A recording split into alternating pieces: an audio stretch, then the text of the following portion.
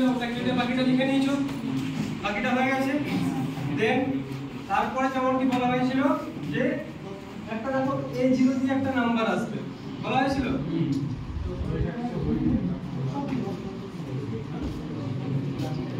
A0 দিয়ে নাম্বারটা আসবে।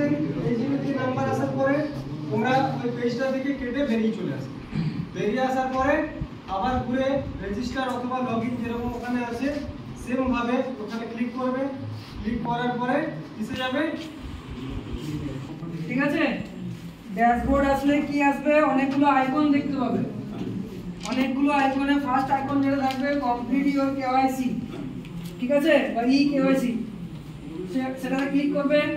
ক্লিক করলে কি আসবে, আধার নাম্বার দিতে বলবে, ঠিক আছে। আধার নাম্বার দেওয়ার পরে একটা চেক বক্স থাকবে, সেখানে ক্লিক করার পরে সেন্ড ওটিপি।